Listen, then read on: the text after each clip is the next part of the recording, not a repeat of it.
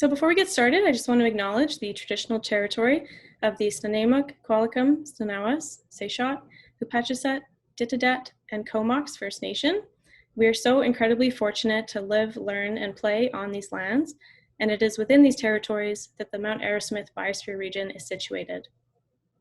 I would also like to thank our funders for this project, Colleges and Institutes Canada, and more specifically, their Career Launcher program.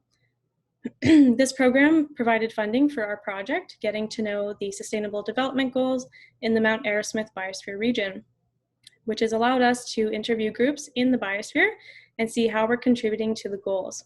Without their support, we would not have been able to conduct this project. We'd like to extend another thank you to all of the individuals, groups, and organizations that we were in contact with for this project.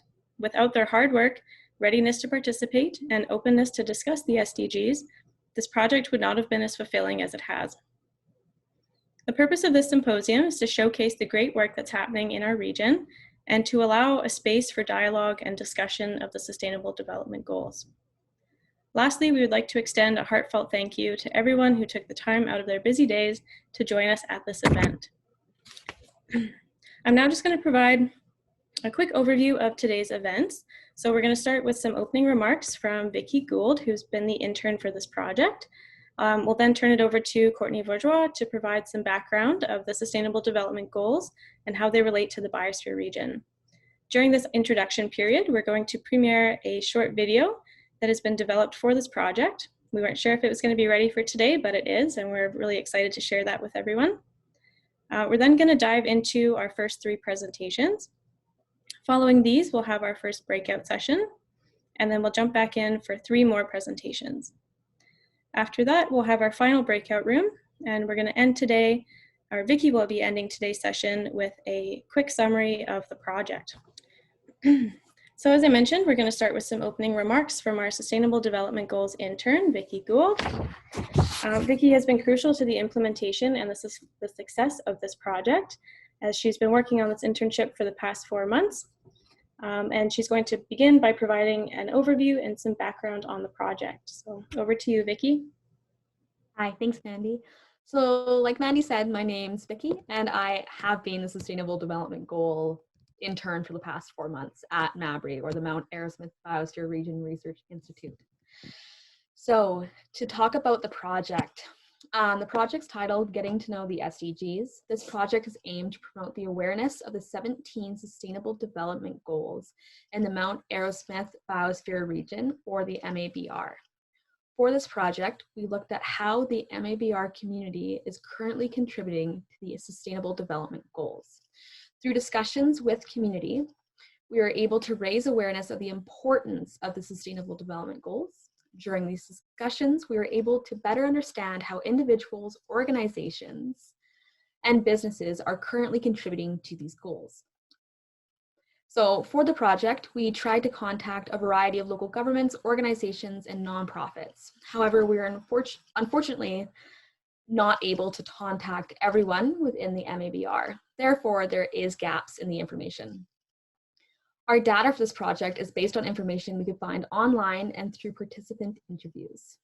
And there will be a comprehensive report written that is going to be highlighting all of our findings. And this will be available to the public soon through the MABR website. Thanks, Mandy. Back to you.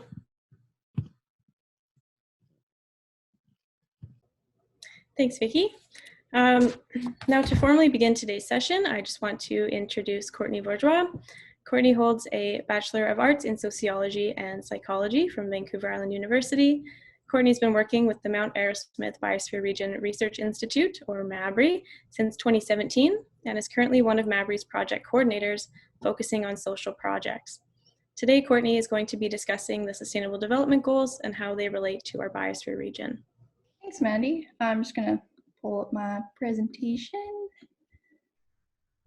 Okay. So yes, I am Courtney Bourgeois, as Mandy mentioned, and I work at Mabry. So my presentation today, I'm just going to introduce you to the Sustainable Development Goals and make some connections to the MABR. Before I get started, I would like to acknowledge that I'm coming to you today from the traditional unceded territory of the Snuneymuxw First Nations. My face is in the way. Please excuse me for a second. Okay, so the Sustainable Development Goals were developed in 2015 and they build off the Millennium Development Goals. The Millennium Development Goals were 8 goals developed in 2000 to end hunger and poverty. The Millennium Development Goals initiated positive momentum globally, and the United Nations wanted to carry that forward, so they developed the SDGs. The SDGs build off the Millennium Development Goals, however, they reflect a more comprehensive perspective on international development. The Millennium Development Goals focus on developing countries, however, the SDGs look at all countries, whether they are developed or developing. So adopted in 2015, the SDGs were adopted in 2015 as part of the 2030 Agenda for Sustainable Development. This agenda pledges that no one will be left behind in the transformative journey towards a more sustainable and resilient world.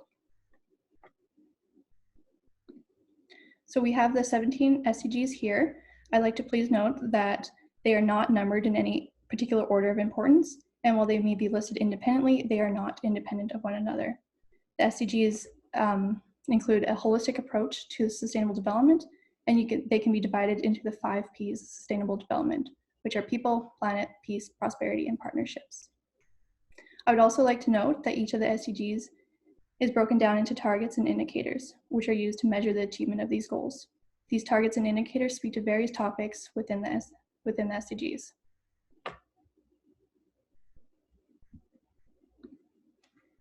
So here we have the SDGs for the people, so goals 1 through 6, and these goals really focus on leaving no one behind. The achievement of these goals depend on one another since they're all connected. For example, you cannot achieve gender equality without women having access to education, and you cannot have good health and well-being without clean water and sanitation. SDGs for prosperity are goals 7 through 9. So the prosperity portion of the Ps was not addressed in the Millennium Development Goals, as their focus was on developing countries. So this prosperity piece is unique to the SDGs. So these goals put people back in the center, focusing on leaving no one behind while we look at work and infrastructure. Here we have SDGs for the Ps. So that's 10, 11, and 16. And these goals look at the equitable part of sustainable development, making sure cities are safe, peaceful, and inclusive. Once again, leaving no one behind. SDGs for the planet include goals 12 through 15. So these goals really show the importance of making sure that we shift our world and our focus to address the human activity and climate change impacts that we see on our natural environment. We need to shift our approach in the way we manage our environments, natural resources, and protect and conserve our ecosystems and biodiversity. And finally, we have SDG 17, which is partnership for the goals. SDG 17 is super important as it helps to achieve all the rest of the goals. All the issues highlighted throughout the SDGs do not have simple solutions, and they require collaboration and partnerships. So to ensure that we leave no one behind, we need to engage everyone so we have the capacity to address all the goals. So that's a quick summary of the SDGs. I could probably speak on them for a lot longer than that, but considering our time today, I'm just going to shift our focus to the Mount Arrowsmith Biosphere Region, which the MABR now. So the Mount Arrowsmith Biosphere Region is one of 714 UNESCO-designated Biosphere Reserves around the world, and one of 18 located in Canada. As you can see here, it's located on the eastern side of Vancouver Island. Here we have the boundaries and the communities of the MABR. The MABR ranges from Nanoose Bay to Qualicum Bay, and from the peak of Mount Arrowsmith to 300 meters into the Salish Sea. The MABR is home to 58,000 people and crosses over 7 First Nation traditional territories. So following the guidelines of the Canadian Biosphere Reserve Association, the MABR's mission is to work with the diverse communities and organizations in the region to develop and implement practices, policies, and initiatives that promote environmental, economic, cultural, and social sustainability. To ensure the mission is meaningful for all, the MABR embraces and shares different worldviews and ways of knowing. As the MABR works to develop and implement these policies and practices for sustainable development, while also promoting inclusive and participatory decision-making, it addresses SDGs 8, 10, 11, and 16. Additionally, through the MABR's mandate, which speaks to promoting and the conservation of biological and cultural diversity with a focus on reconciliation, the MABR further connects to SDG 11 as well as 13, 14, and 15. Unique to the MABR is a roundtable governance structure. Through diverse representation, the roundtable sets a model for how people and groups can work together in a respectful and collaborative way. The structure of this roundtable supports SDGs 10, 11, 16, and 17. As the MABR engages in a number of initiatives, it further supports several SDGs. Collaborating with community groups and residents within the region, the MABR has provided numerous education and knowledge sharing opportunities. Some of these initiatives include booths at local markets, hosting and presenting at conferences, and supporting the International Journal for UNESCO Biosphere Reserves. All of these initiatives further support SDGs 4 and 17. We also have the youth program and the annual BioBlitz, which contribute to SDGs 4, 14, and 15. So both of these programs educate the local community on biodiversity and local ecosystems. Additionally, through the Amazing Places program, the MABR aligns with SDG 8, which promotes sustainable tourism.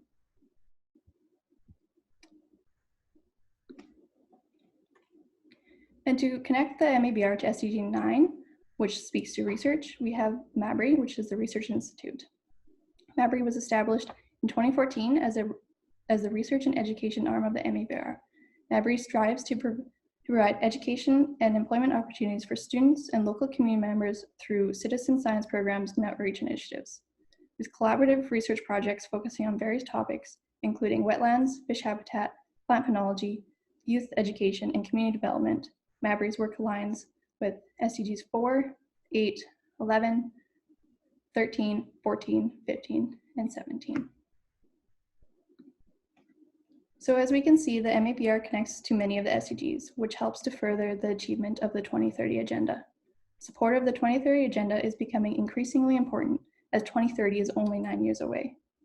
It has been recognized that the progress towards the SDG is not happening at the rate that is needed to achieve them by 2030. In 2020, 5 years into the SDGs, the United Nations announced the Decade of Action, which was initiated to dramatically urge all nations, stakeholders, and people to increase their efforts to achieve the SDGs within the next 10 years. Additionally, at the start of this Decade of Action, the COVID-19 pandemic induced a global crisis, demonstrating the achievements of the SDGs are becoming more important and urgent. Through this pandemic, we have seen our global health decline, poverty and inequalities increase, with additional consequences to our natural environment. So as we are in the Decade of Action and facing COVID-19, the work being done within the MABR at the local level towards sustainable development is becoming more and more important. That's all I have for you today. That was short and quick, but I'll pass back to Mandy now. Thank you, Courtney. I'm actually going to pass it back over to, not to you, but to Brad, who is one of Mabry's research assistants and has been helping out with this project. So Brad's been developing some videos relating to the Sustainable Development Goals in the Mount Arrowsmith Biosphere Region to help further raise awareness of these goals.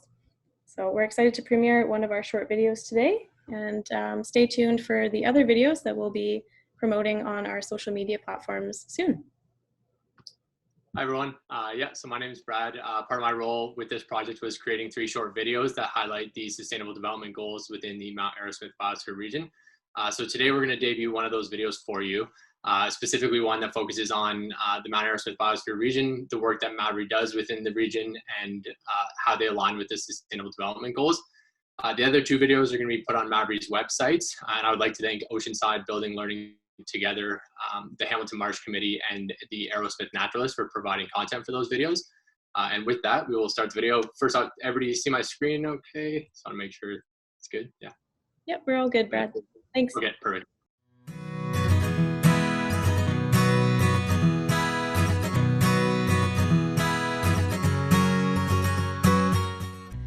Hello, my name is Pam Shaw, and I'm the Research Director of the Mount Arrowsmith Biosphere Region Research Institute at Vancouver Island University.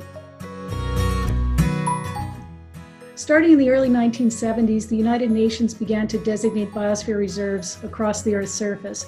And we're very fortunate that one of them is on the east side of Vancouver Island, the Mount Arrowsmith Biosphere Region. Vancouver Island University has been involved with the Mount Arrowsmith Biosphere Region since 2014 as part of a roundtable. So what is a biosphere reserve? It's institutions and people that are held together around that common purpose of conservation, sustainable development, research, and education, and we're working hard to achieve those goals. The Mount Arrowsmith Biosphere Region Research Institute, or Mabry for short, is a research institute that belongs to no particular individual at VIU, but belongs to the entire university and the entire community. The research that's conducted within Mabry hinges on human-nature relationships, and it creates that triangle between academic researchers, community members, and students. So every project that happens at Mabry has those three parties working on it. No project can happen without that deep and engaged community involvement in the project.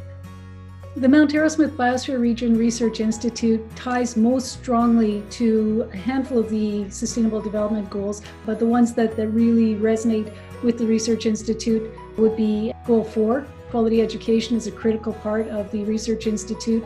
And my ultimate vision is that every student at Vancouver Island University who's interested in doing community-based applied research could avail themselves of that opportunity. Certainly that ties to Goal 8 as well, to decent work and being paid to work. Students who work with the Research Institute are paid for their efforts. And certainly Goal 11 around sustainable communities. We have done dozens of projects in the villages, towns, and cities, and with First Nation communities on Vancouver Island, all around the idea of sustainable communities. Now, certainly around climate change as well, and the climate crisis is a key interest. And then the life on land and life below water, so looking at goals 14 and 15, are often a focus of the work we're doing. And finally, the idea of partnerships is critical to everything we do. We have partnerships at the roundtable. We have partnerships with other institutions, research entities across Canada through the Biosphere Network as well. And so this idea of partnerships is very much part of the everyday reality of the Research Institute. Ultimately, biosphere reserves inspire a positive future by connecting people and nature. So now we're going to jump into our presentations. So our first presenters today are Alicia Fesser and Pierce Melnick. Alicia has recently graduated from the Sociology degree program at VIU, and Pierce is in his final year of a psychology undergraduate degree. The View from 2117 research project is a joint project between VIU, the University of Alberta, and a handful of other universities across Canada as part of the Canadian Mountain Network, or CMN. The View from 2117 project will examine the ways in which individuals and collective behavior, population growth, regulatory regimes, and societal change have affected and will affect First Nations, mountain communities, and mountain environments over the next century. The project focuses on the Mount Arrowsmith Biosphere Region, or MABR, examining the human-nature connection associated with the region. I'll pass it over to Alicia and Pierce.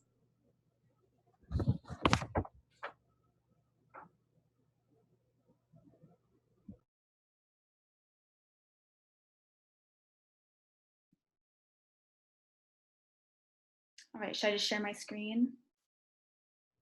Yep, I think you should be able to do that. Okay.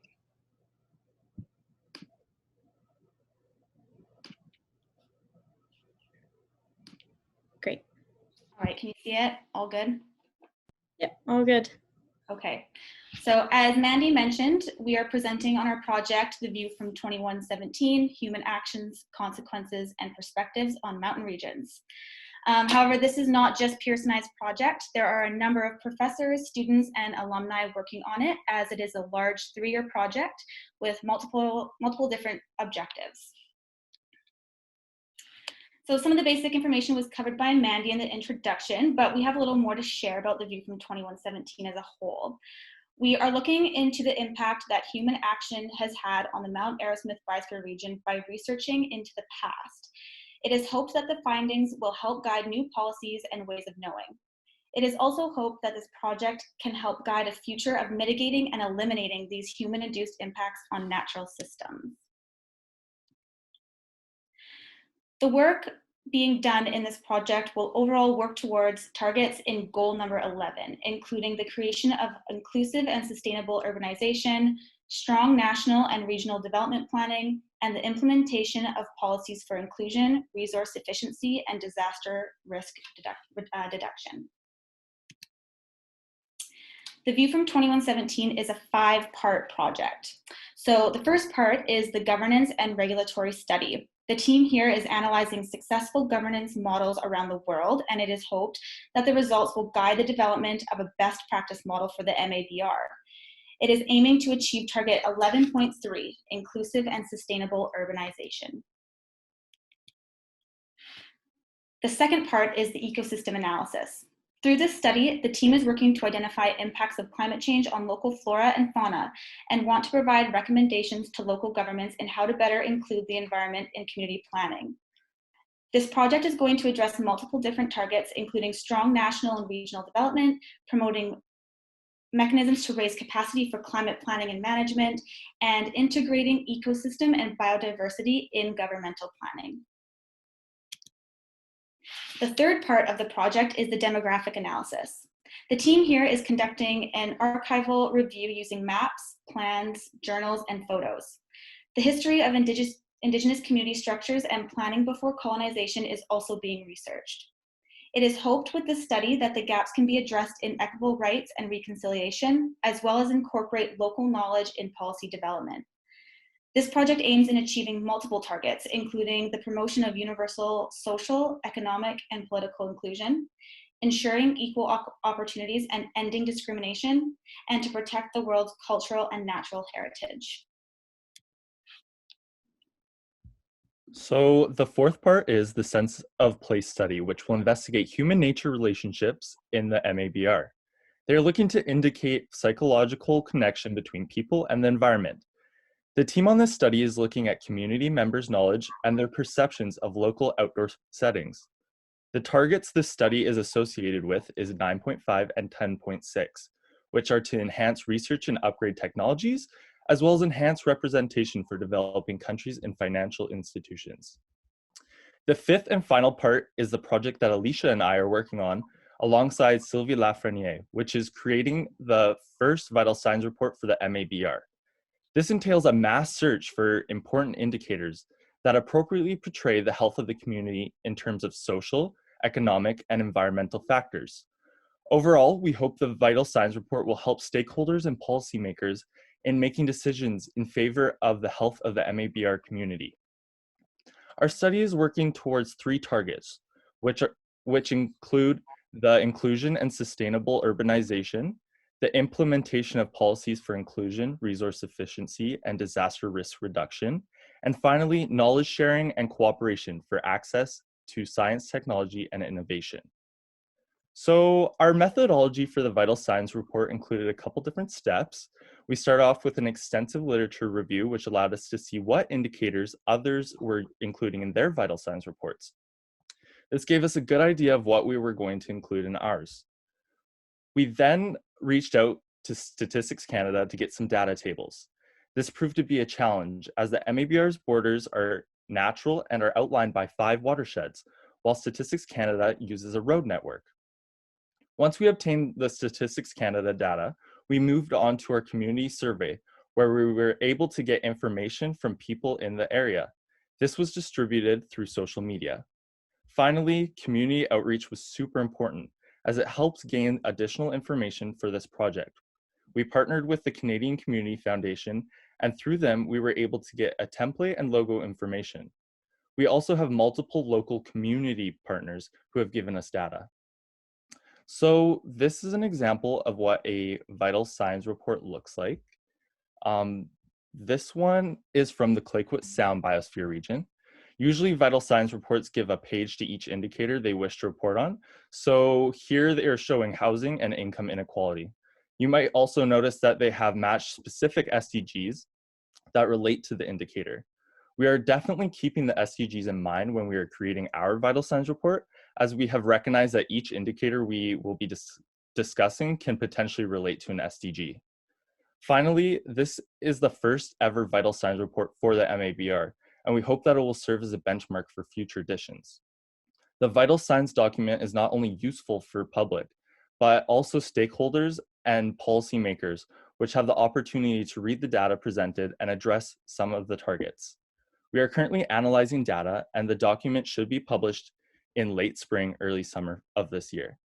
I want to thank you all for your attention, and here's a couple places where you can find information from us and the other projects from the View from 2117.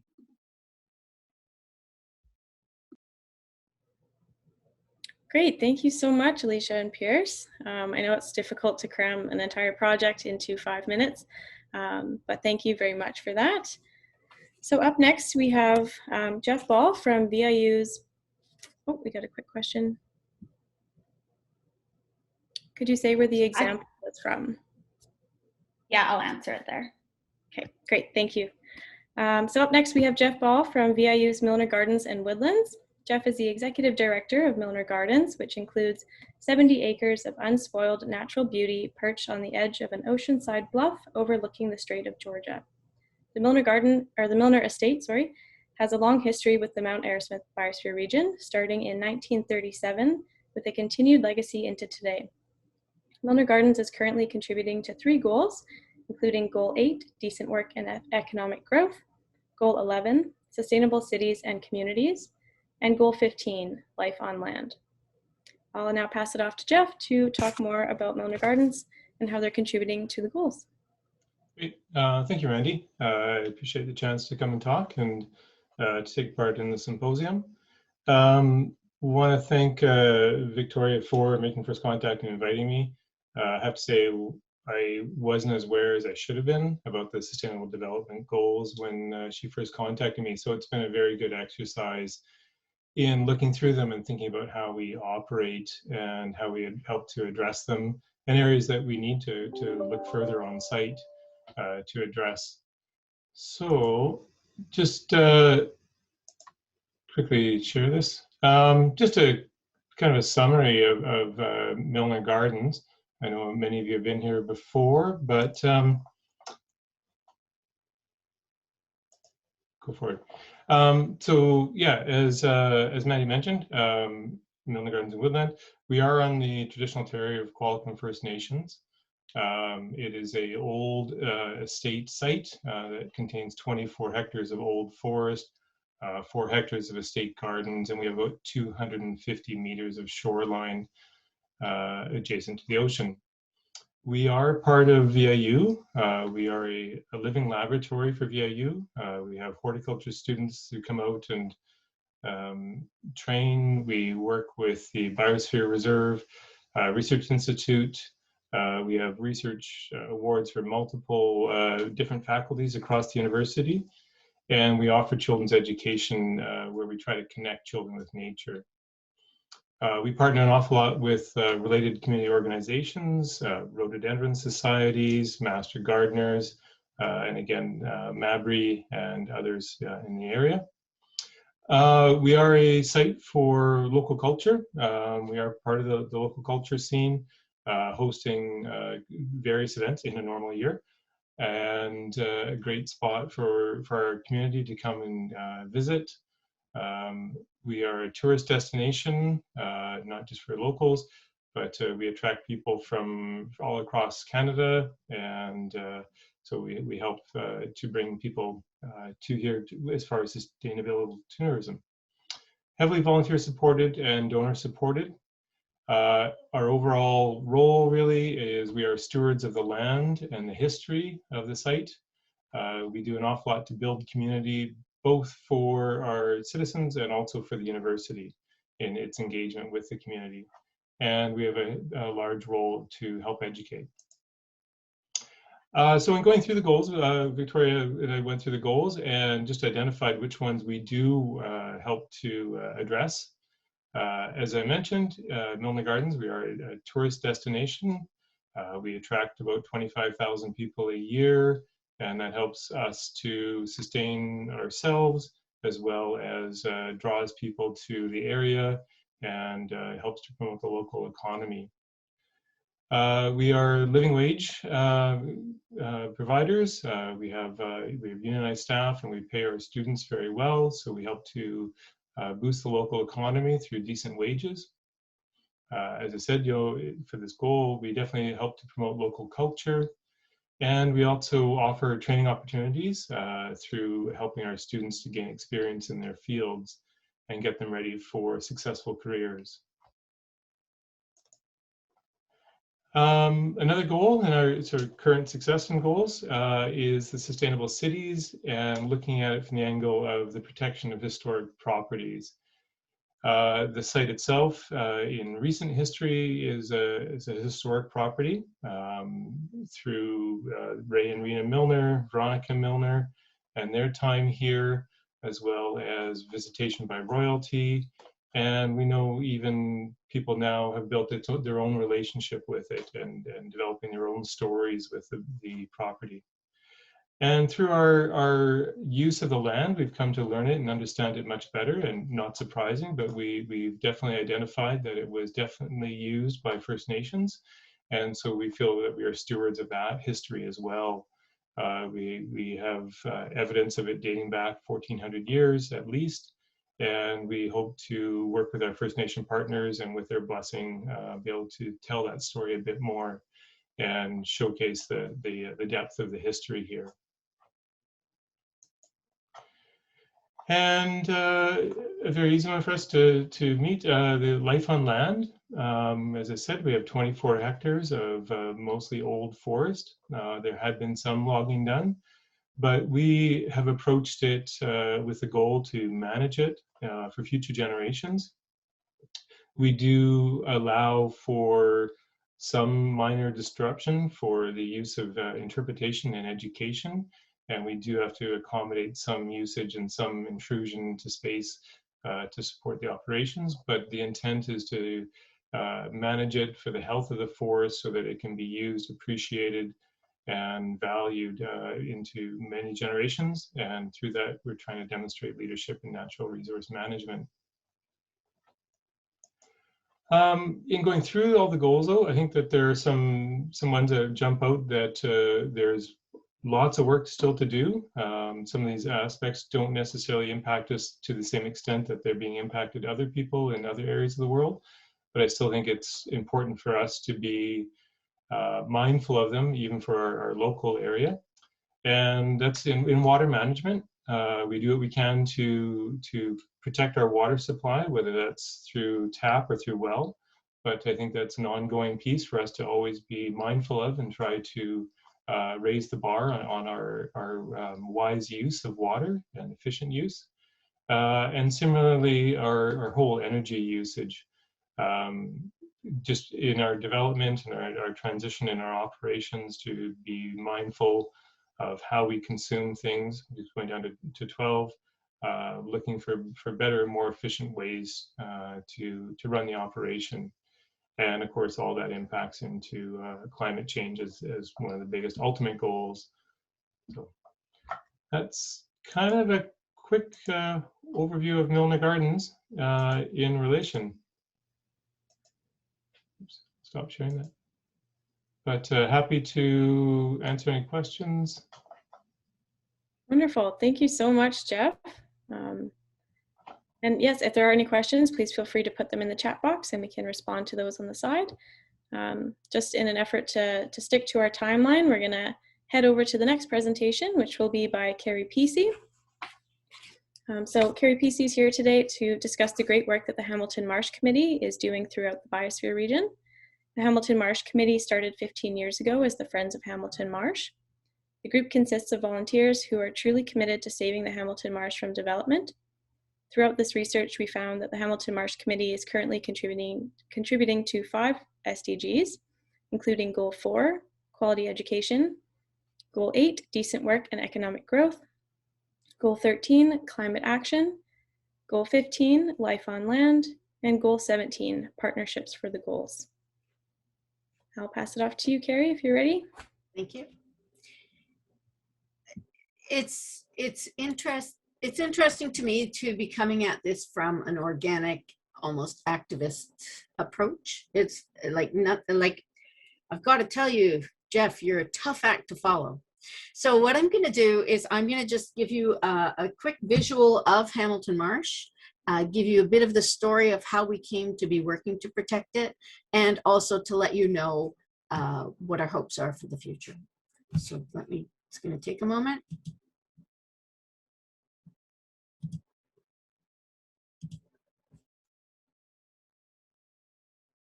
It's not showing. You're not seeing my video, right? Or are you? Yep. Yes? Yep, I can see it. Okay, so I'm going to hit play, and it's nothing fancy. It just gives you some images of Hamilton Marsh.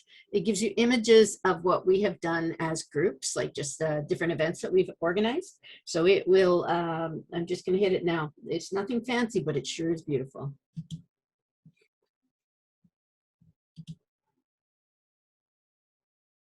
These are some beautiful shots, aerial shots of Hamilton Marsh. This is a tour that we've set up, a poster. And of course, tours down the trails. Kids learning about bugs.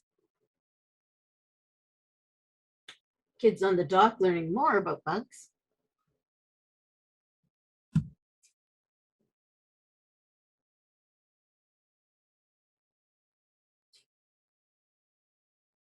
So the kids get a bug detective certification at the end of it as well. So that's involving the community.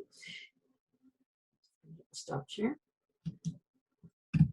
So as I said, we organically and accidentally have hit some of the SDGs. Just to give you a bit of history, the Hamilton Marsh Committee is a committee of the Friends of French Creek Conservation Society. It's existed since 2005. Logging in the neighborhood and ribbons up on the outskirts are what alerted me that there could be something about to happen. So I started asking questions, and I learned so much. I learned that Hamilton Marsh is on private land. At the time, it was owned by Weyerhaeuser, and that a disproportionate amount of land on the east coast of Vancouver Island has a sole owner, and due to the E&N land grant. I learned that this parcel is within the regional district of Nanaimo. Previously, I had no knowledge of ecology and the interconnectedness of human, wildlife, and watersheds. I learned that it was the largest waterfowl brood marsh on this part of the island. Almost every species of life depend on wetlands during their life cycle, home to red and blue listed species, and many studies have been done there. Regarding water, I learned that wetlands are the model for biofiltration. They hold water in times of drought and temper flooding by acting as a sponge. Various locales are viewing wetlands as infrastructure. Beyond that, I could tell you a whole lot more, like the fact that it's a carbon sink. And it's what it does for us as humans and for wildlife is really inestimable. But just to let you know a little bit of what we did. So what we've done, we created a website, brochures, fact sheets, and gathered data. We created a video. We provide annual tours during the Brant Wildlife Festival for the past 15 years with local experts for bugs, birds, flora, and fauna. We've presented to numerous councils, the Regional District of Nanaimo, the City of Parksville, and Town of Qualicum Beach to keep it top of mind. We provide education about wetlands to school children. We've liaised with various groups, Aerosmith Naturalists, North Island Wildlife Recovery Association, Ducks Unlimited, Aerosmith Independent School. We've presented, community education has gone on at events like CV Saturday, Family Day, Water Day, World Environment Day. We have even walked in parades with a mascot. We also been active. We, back in the very early years, we collected 4,000 signatures on our declaration of support not to log Hamilton Marsh. We made and sold t-shirts and bumper stickers, and many came before us. There's so much more to say about the values of the wetland. Our hopes for the future are to preserve the entire 360 hectares for conservation purposes, for its benefit to wildlife and the watershed, and of course its carbon sink values. So we've touched on a lot of SDGs like education, community involvement, networking, and we're very pleased, but for us it is an ongoing work in progress.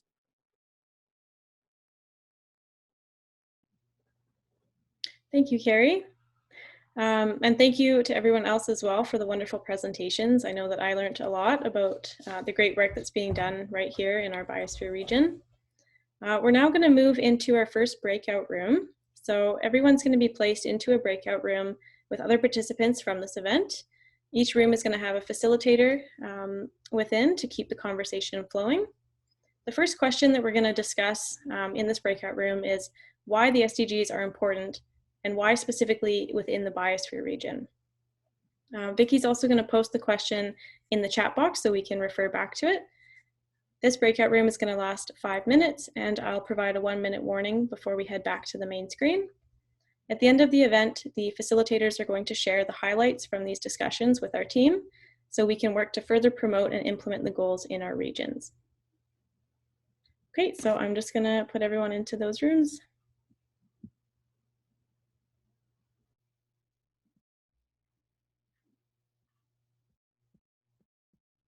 Okay, so I think everyone should be back now. So we're going to jump back into our second round of presentations. So to start off, we have Lynn Brooks with us here today to present on behalf of the Aerosmith Naturalists. The Aerosmith Naturalist Organization is a nonprofit created in 1970 with the membership focused on getting to know, enjoy, and preserve nature. Today, there are 114 members who enjoy and share knowledge while proactively supporting and networking with the other organizations concerned with nature conservation. From our research, we found that the Aerosmith Naturalists are contributing to Goal 3, Goal 4, 6, 8, 13, 14, 15, 16, and 17. So Lynn, whenever you're ready, I'll let you get started. Alrighty, thank you, Mandy. A lot of the comments I'll be making are really aligned with Goal 15 in many ways, and thank you for this opportunity. Well, one of our major activities for about 15 years now in coordination with the Nature Trust of BC is stewardship of the Englishman River Estuary. That's what's in the image right there, one angle of it. And some of the activities include trying to protect native plants through the removal of invasive species, especially Scotch broom, spotted knapweed, and others that will take over the planet if they're allowed. And that's been a focus. Also planting more native vegetation, trees and shrubs both. And planting sounds easy, and it is, but when it gets to the wire baskets, the mulch, and then hauling water in buckets down to where the plants are for the first several years, especially in the summers, is a great physical exercise. We are also carrying out a multi-year survey of birds in the Englishman River Estuary. Every 5 years begins a 4-year period of identifying, counting every bird species seen in the estuary. That way we can see how over time with the different stewardship activities of what the relationship is to bird numbers and health in the area. We're also quite engaged in citizen science in a number of different areas. One of which we recently undertook was for about 30 years, we've managed our local Christmas bird count area. And it's a big international effort where people go out in a one-day period, a 24-hour, one-day period, to identify and count all possible birds that are found. This last winter, we had 50 people out in the field following COVID, restrictions and all that, separate cars, all. And 74 high number of feeder counters this year. 74 people basically at home or their neighborhood identifying and counting birds. That information all goes to Bird Studies Canada and is managed through Audubon. We've also been carrying out the Brant count each year for about the last 8 years, and which is an important endeavor. It's been going on for about 28 years now altogether. Again, we work with the Nature Trust. And all birds, all Brant are counted within the PQB wildlife management area at the same day, at the same time. So there's not double counting. And it's quite an endeavor, really interesting. And there you go, lots of people are involved. We also encourage people in the community as well as ANAT's members to participate in the Great Backyard Bird Count. Another activity we do, or some of the members do, is work in the Coastal Waterbird Survey, where a team, 1 or 2 people will go out once a month, fall, winter, and spring, to identify and count all bird species along our coast. There's specific routes. The information goes to Bird Studies Canada. We also have members that work in the Beached Bird Survey. This is where they go out throughout the year, once a month, and look for any dead birds on the beach. And the important thing is to try and determine the cause of death. If it cannot be determined, then they are packaged up and sent off and they're analyzed. And the bird is also identified, photographed, and the cause of death it could be gunshot, it could be bites, it could be starvation, it could be oil. And this is important because if there are 1 or 2, but if there are 20 or 30 suddenly that show up with oil, then there's a problem somewhere. So it's like an early warning system. Also, the Wildlife Tree Initiative, we were part of that for about 20 years. Sandra Gray primarily working with that, identifying trees that were important to eagles and others. How much time have I got? Okay, then also we have participated in a number of community events, the Brant Wildlife Festival. I won't go into all the different things we're doing with that, but Kid Fest, we've worked with native plant signage at the Arrington Elementary School Trail, gotten that put together, and at the Wildlife Center. Also, some members have participated with native plantings and information and signage at the wonderful new Seaside Nature Park, the Faye Smith Memorial. We have also been involved in native plant or various members with various native plant surveys, bird surveys. We also put on a number of educational displays and programs throughout the community each year. And winding up here, we also initiated 6 years ago the Big Mushroom Festival, going from Naira, which we outgrew, over to the Coombs Fairground, where we have over 1,000 attendees each year that learn about mushrooms. Primarily, you don't eat them. They're quite dangerous, quite fascinating, and their role in the environment and the ecology of the forest and fields is fascinating. Last 2 things, we recently worked with the folks from the French Creek Conservation Society and also the estuary lands, searching for candidate eagle nest trees where an artificial nest could be built. And we've also just begun, and right now is happening, the Plantings for Pollinators project for bees and butterflies. It's a community-wide initiative. The letter just went out to all the organizations. And the idea is to encourage the plantings of bee and butterfly and other insects, flowering plants throughout the community, whether it's at home, in municipal areas, waste areas, balconies, along tracks, whatever, to create pollinator corridors.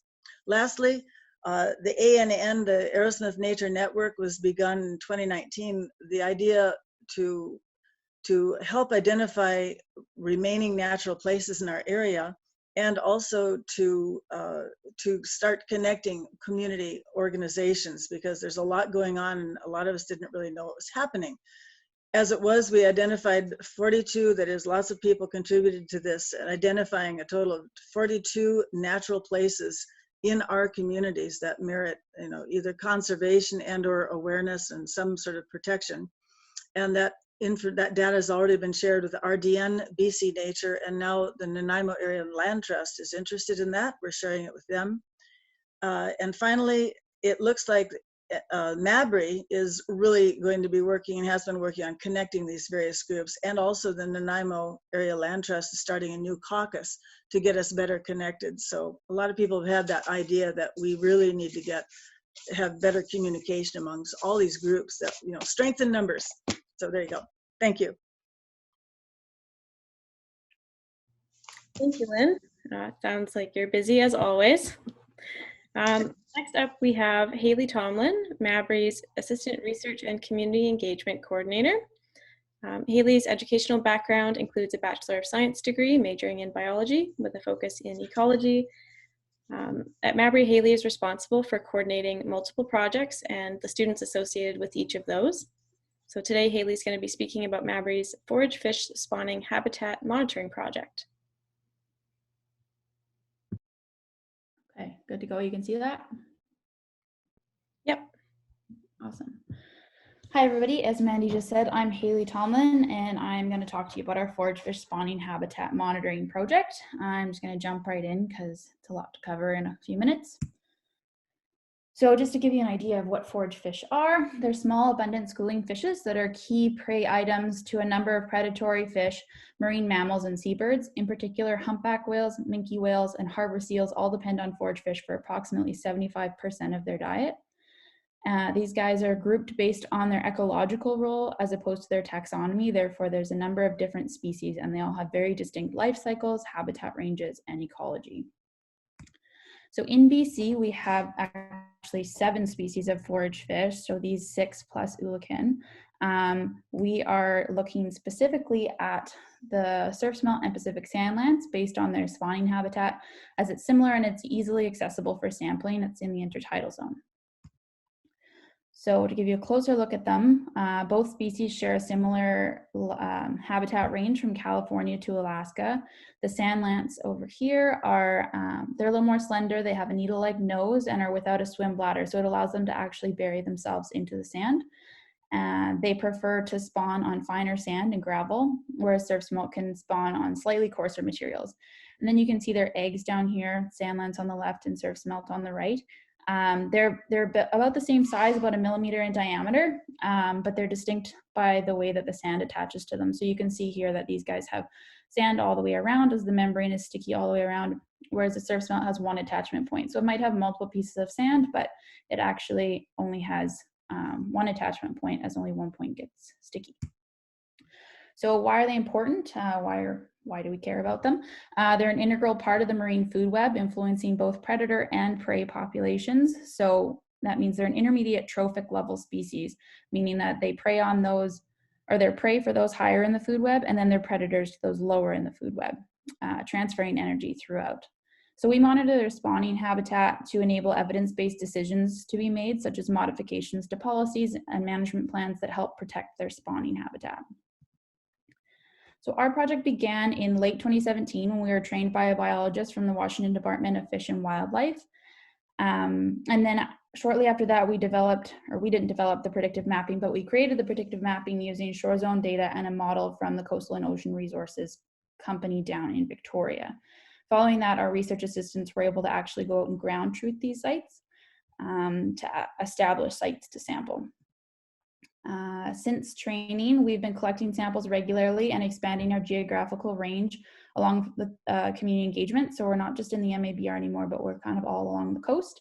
But our program does rely heavily on the citizen science involvement, as these dedicated volunteers collect the vast majority of our samples along the eastern coast of Vancouver Island, including some of the Gulf Islands. So currently we are working with 8 groups in our region. I saw 1 or 2 of our volunteers in the list, so it's great to see you here. So we couldn't do it without these groups for sure. So just to give you an idea of what we actually do, we go out and we collect a 4-liter container of sediment from the beach, and as well as a few beach characteristics, and take some photos so that we can identify some trends over time.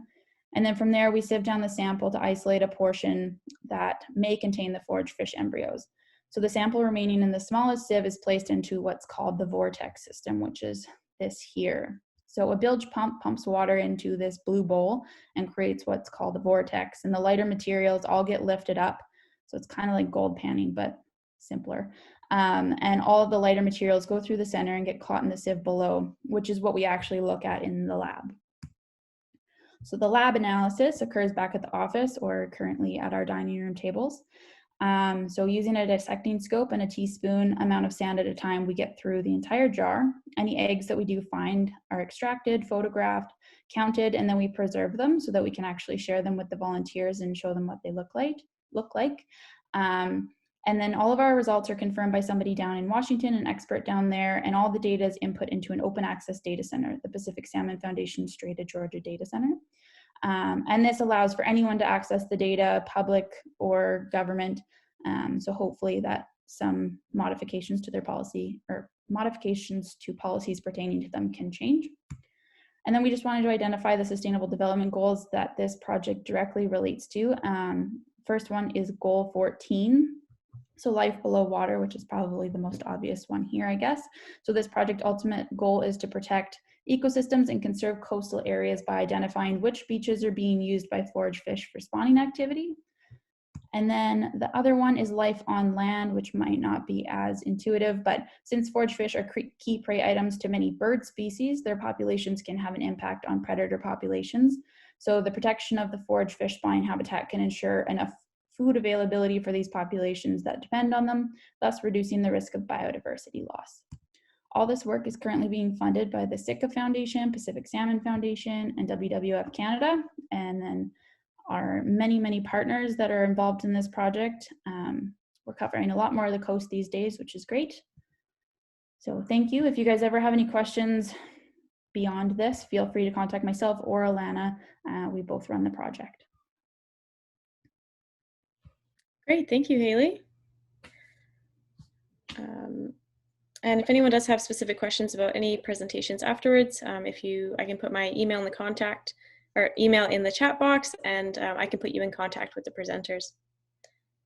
So the last presentation that we have scheduled for this afternoon is going to be by Jay Smith, representing the Friends of Qualicum Beach Forest. Jay is a longtime activist in the MABR and is very passionate about saving our old growth forests.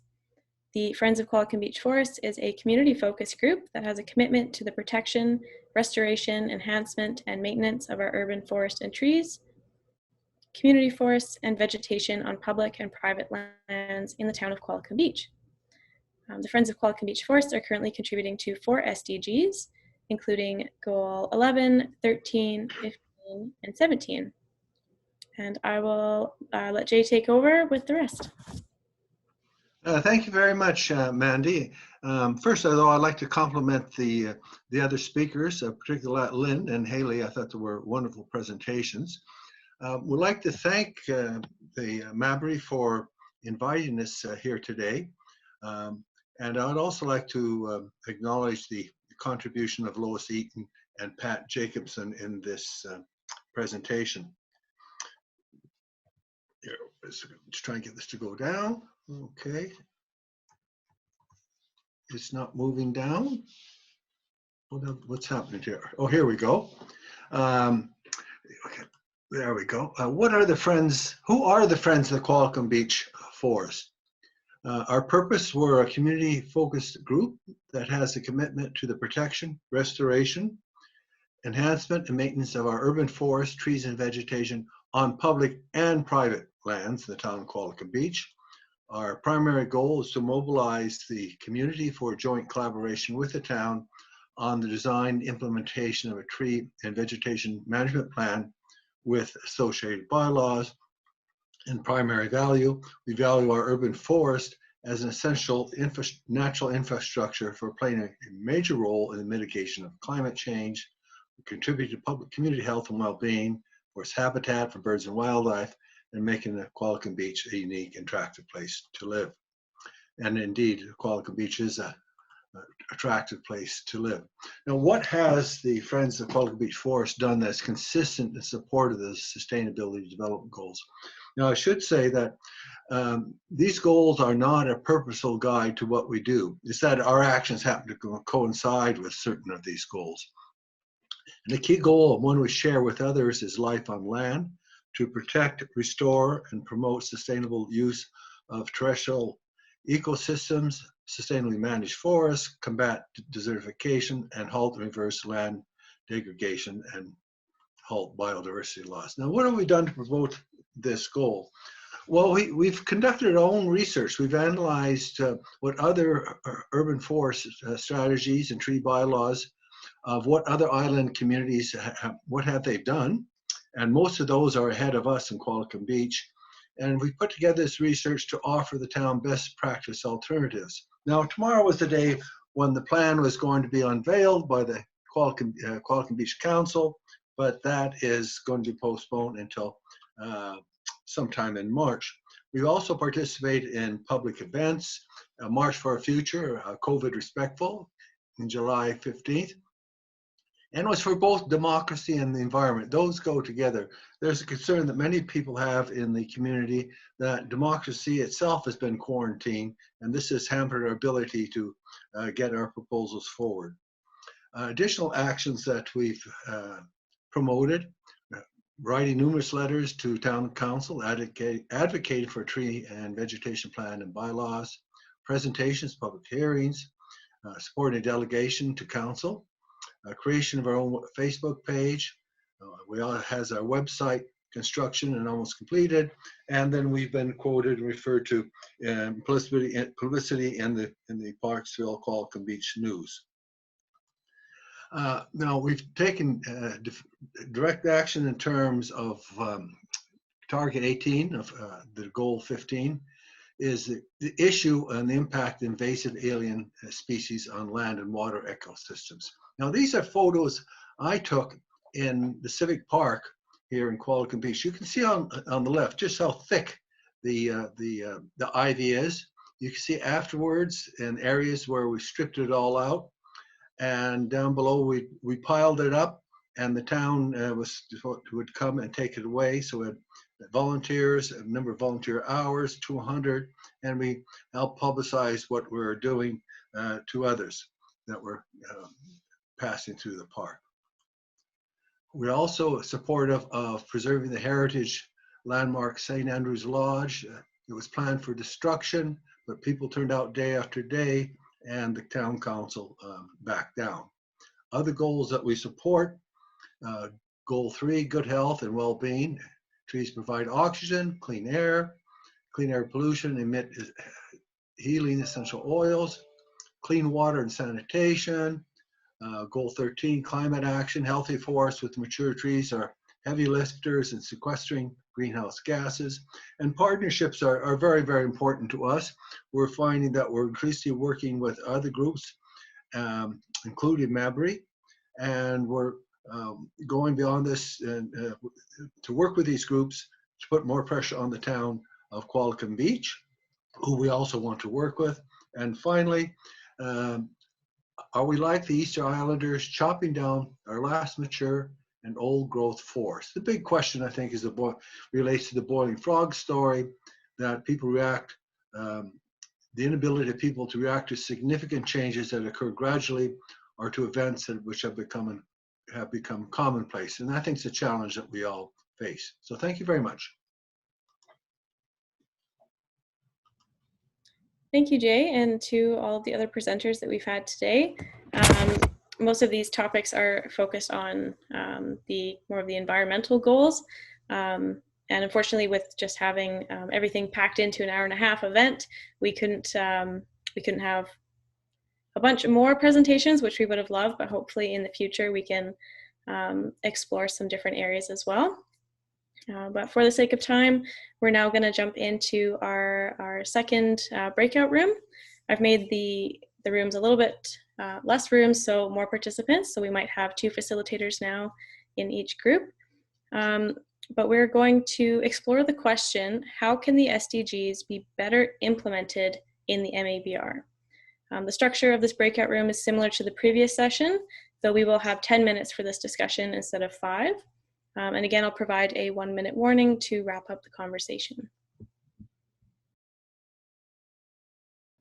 Great, welcome back everyone. I hope you all had some great discussions, and I'm looking forward to seeing the notes that came out of that anyways. So I'm just going to pass it over to Vicky now for a quick summary of the project. Hi, there we go. Forgot how to unmute myself there for a minute. Okay, so this afternoon has been excellent. I am so honored that you all chose to attend the Getting to Know the SDGs Symposium and discuss the importance of the SDGs with us. I would like to reiterate the importance of the SDGs from a community perspective. The SDGs were created as 17 goals for nations to work towards to help ensure a better future for all, with no one left behind. We have learned that in order to accomplish the goals, a bottom-up approach is needed. Throughout the interviews, research, and conversations, while raising awareness about the SDGs within our biosphere, we have found many groups were already contributing inadvertently, as many of us do. As a biosphere region, the MABR is already a learning site for sustainability. So we hope that today's event is just the beginning regarding awareness raising of the SDGs within our biosphere. And we look forward to advancing the 2030 agenda together as a region. Yeah. Back to you, Mandy. Thanks. Thank you, Vicki, and thank you to everyone else, to our presenters and to our audience for joining us today. This is our first SDG Symposium, and hopefully we can get some feedback on how things went and hopefully host another session in the future.